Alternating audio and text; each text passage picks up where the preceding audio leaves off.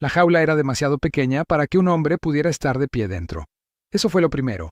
Ni el pueblo, ni el polvo, ni los 6 hombres apoyados en ella, como si fuera un poste de una cerca en una subasta de ganado.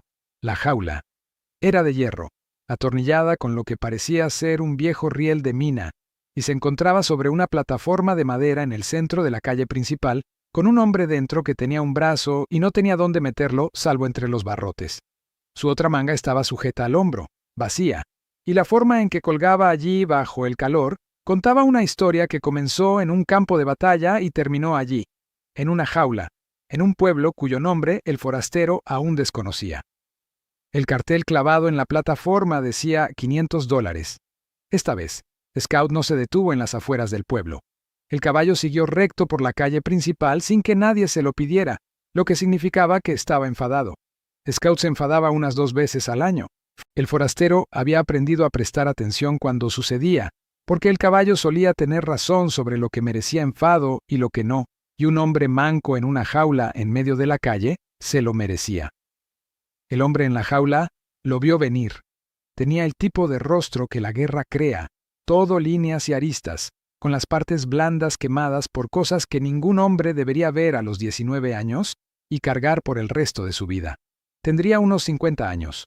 La guerra había terminado hacía 20 años, pero aún se sentía en las arrugas alrededor de sus ojos y en la forma en que sostenía su única mano restante, medio cerrada, como si siempre estuviera lista para agarrar algo.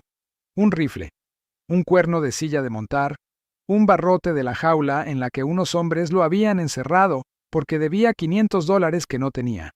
6 hombres. El desconocido los contó sin apartar la vista. 2 sentados sobre barriles a la izquierda de la jaula. 2 apoyados en la plataforma a la derecha. Uno sentado encima de la jaula, con las botas colgando sobre la cabeza del veterano, usándolo como si fuera un mueble.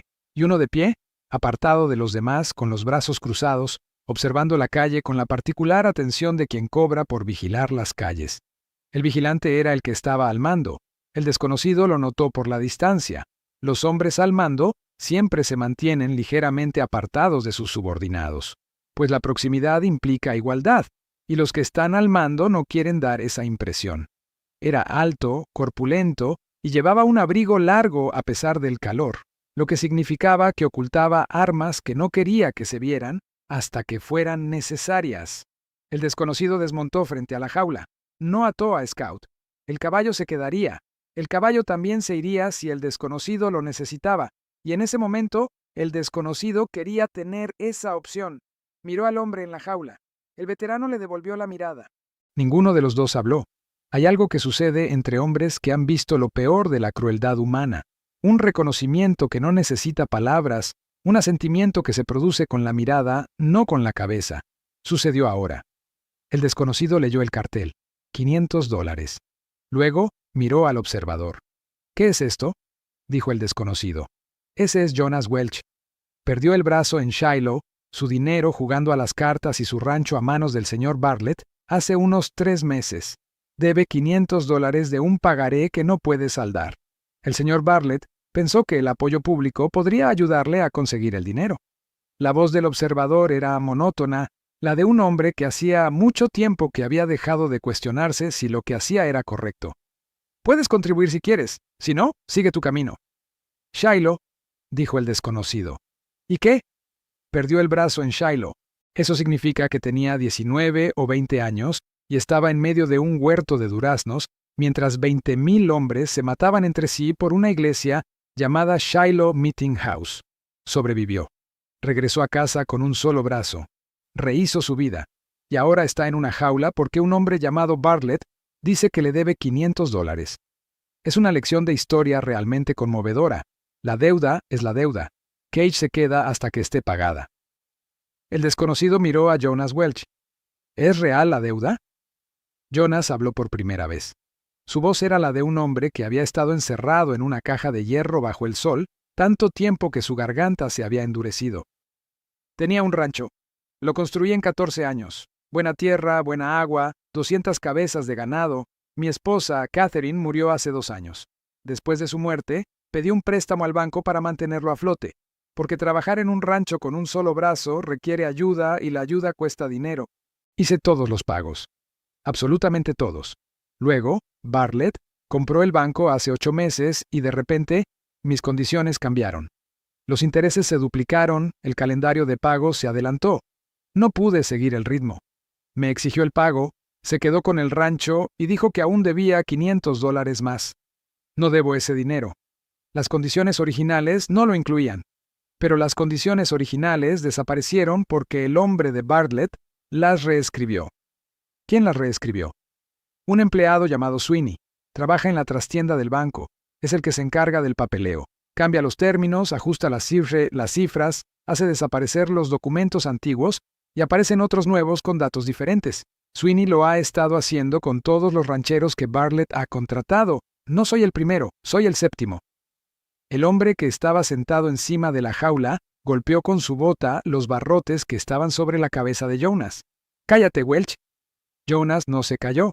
Miró al desconocido con ojos que habían visto morir a hombres en un huerto de duraznos y que habían decidido 20 años atrás que había cosas de las que valía la pena hablar incluso cuando alguien te decía que pararas. Mi esposa guardó los originales. Catherine era maestra antes de que nos casáramos.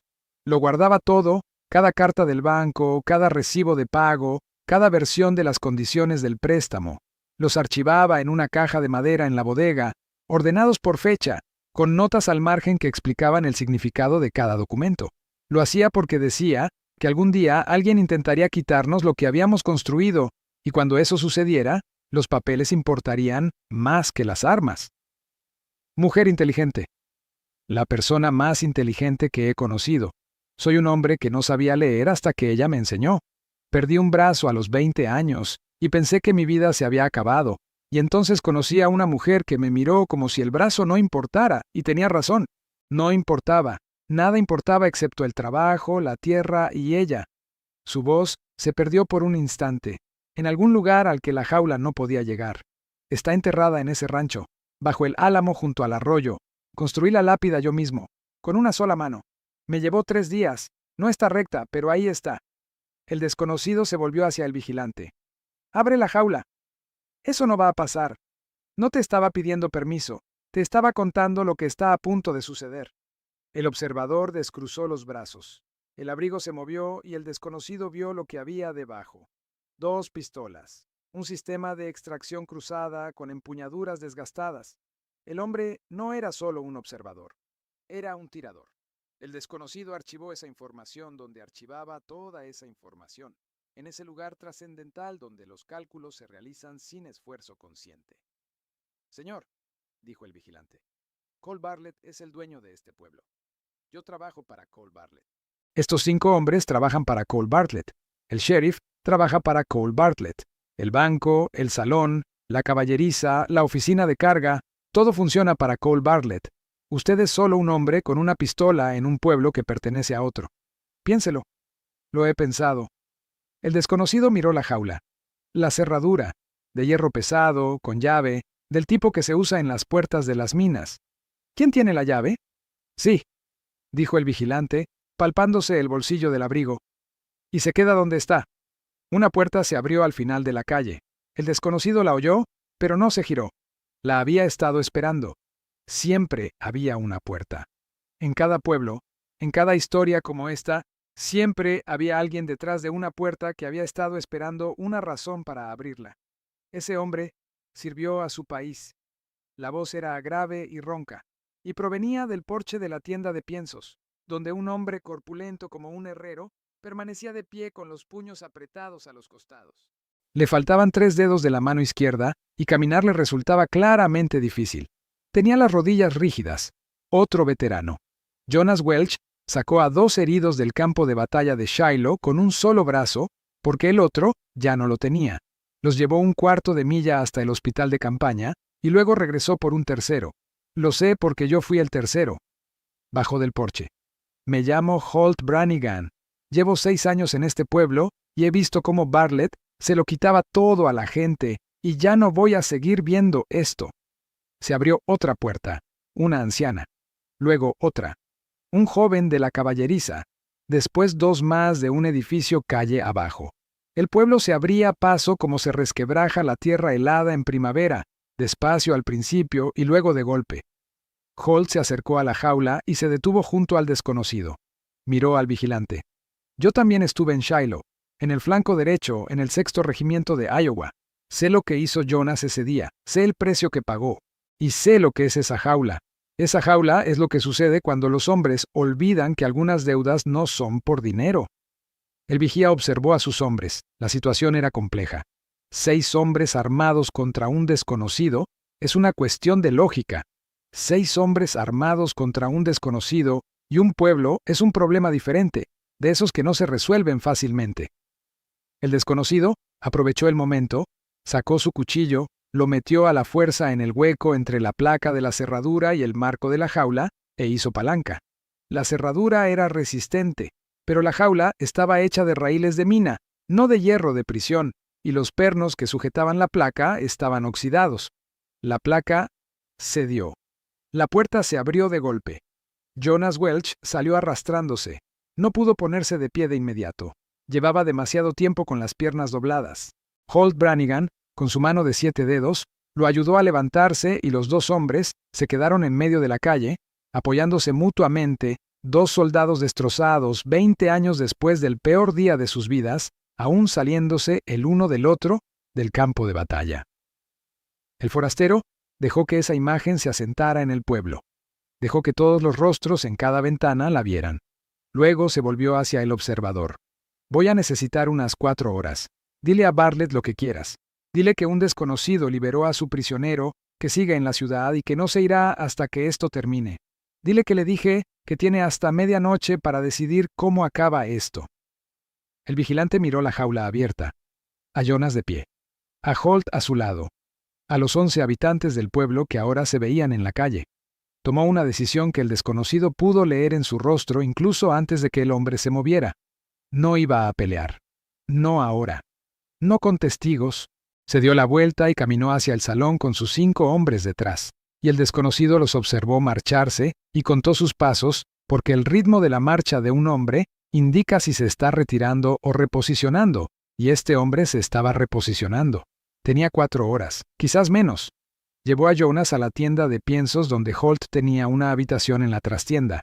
La esposa de Holt, una mujer robusta llamada Mae, que se movía como alguien que había pasado su vida compensando la falta de fuerza física de su marido, le trajo agua y pan y le limpió las marcas que los barrotes de la jaula habían dejado en los brazos y las piernas de Jonas. «Háblame de la caja de Catherine», dijo el desconocido. Jonas comía despacio, manejando el pan con una sola mano, con la destreza de quien lleva 20 años haciéndolo todo con una sola mano. Bodega subterránea, pared norte, la tercera piedra desde el suelo, la que tiene la grieta.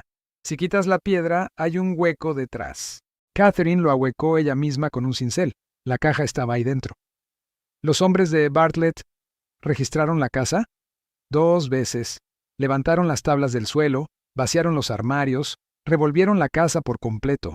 Buscaban dinero en efectivo. Ni se les ocurrió buscar billetes. Una leve sonrisa. Catherine siempre decía que los hombres que roban con billetes nunca piensan en buscarlos. Dan por sentado que todo el mundo esconde dinero porque eso es lo que ellos esconderían. El desconocido miró a Holt. «¿Qué sabes de Sweeney?» Holt se inclinó hacia adelante. «Sweeney es la columna vertebral de toda la operación. Sin la pluma de Sweeney, Bartlett no es más que un hombre con dinero y opiniones. Sweeney reescribe cada préstamo, cada plazo, cada acuerdo. Guarda los originales en un cajón bajo llave en la trastienda del banco y copias en su habitación encima de la tienda. Es un hombre meticuloso. Guarda 2 copias de todo, porque sabe que si Bartlett alguna vez se vuelve contra él, las copias son su garantía. 2 juegos. Los originales muestran cuáles eran las condiciones reales, y las versiones revisadas muestran los cambios que Bartlett le indicó, una al lado de la otra, en el mismo cajón. Holt negó con la cabeza. Sweeney no es malvado, tiene miedo. Bartlett lo trajo de Kansas City con un sueldo y una promesa, y para cuando Sweeney comprendió en qué consistía realmente el trabajo, ya estaba demasiado involucrado como para renunciar. Mae habló desde el rincón donde escurría un trapo. Sweeney viene a la tienda de piensos todos los jueves a comprar grano. Hace la misma compra cada semana. El mes pasado se quedó un rato. No dijo nada en concreto, pero se quedó en el mostrador 10 minutos después de pagar, mirando la puerta como si estuviera decidiendo si entrar o decir algo. Luego se fue. Hizo una pausa. Un hombre que se queda así es un hombre que busca una salida. A las 5 en punto, el forastero llegó al rancho Welch. Buena tierra, de esas que explican por qué la roban. 200 hectáreas de pasto y agua, con un arroyo que corría frío, incluso en agosto, y un álamo junto a la orilla, tan viejo que parecía haber visto cambiar de manos 2 veces todo el territorio.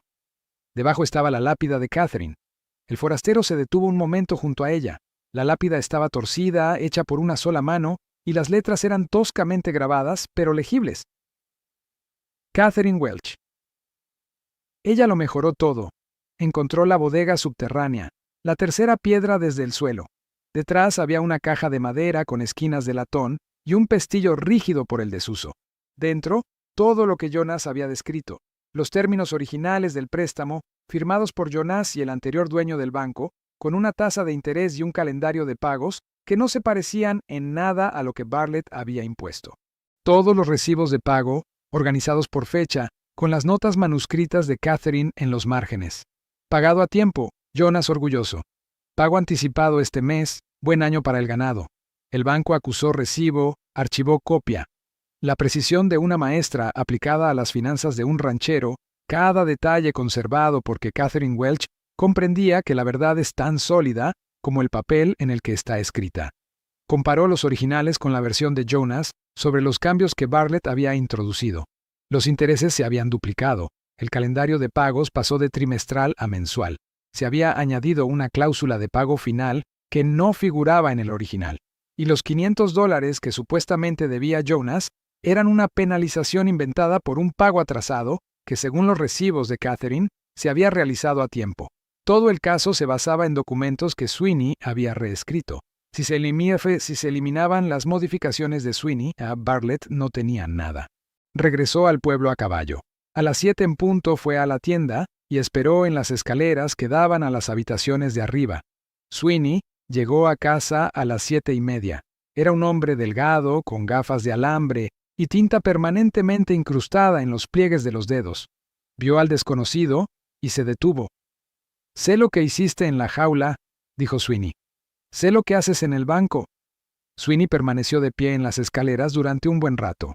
El desconocido podía ver la batalla que se libraba en sus ojos, el miedo a Bartlett contra el miedo a todo lo que Bartlett le había obligado a hacer, el instinto de supervivencia contra algo más antiguo y difícil de nombrar que podría haber sido la conciencia. «Guardo copias», dijo Sweeney finalmente. «De todo, los originales y las versiones revisadas, uno al lado del otro, 7 rancheros, 7 conjuntos de documentos que muestran exactamente qué se cambió y cuándo. Lo sé. Los necesito. Si te los doy, Bartlett me destruirá. Bartlett va a ser destruido.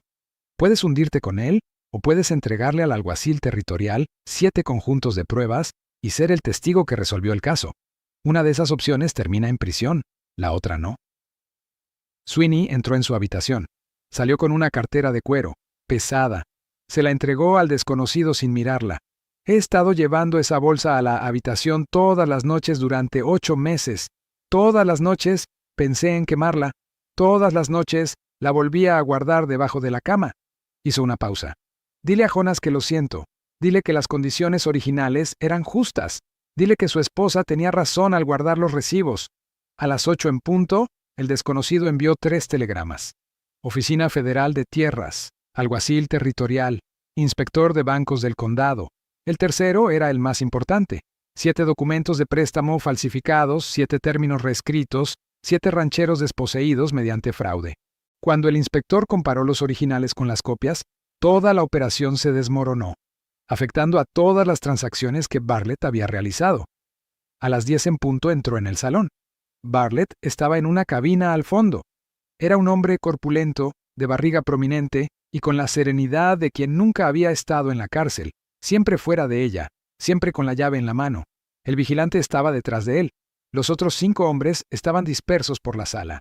El desconocido puso todo sobre la mesa: los recibos de Catherine, las condiciones originales del préstamo, el maletín de Sweeney abierto, con 7 juegos de documentos visibles en su interior, y el cartel de $500 de la jaula que había arrancado del andén de camino al salón. 7 rancheros, dijo el desconocido. 7 préstamos reescritos, 7 conjuntos de términos falsificados. Su empleado guardaba copias de todo, los originales y las falsificaciones, una al lado de la otra. Catherine Welch guardaba cada recibo de cada pago que hacía su marido, con anotaciones al margen escritas de su puño y letra. Esta noche se enviaron 3 telegramas. El inspector bancario va a cotejar los originales con las copias, y cada transacción que usted haya realizado en este pueblo se convertirá en prueba de fraude bancario federal.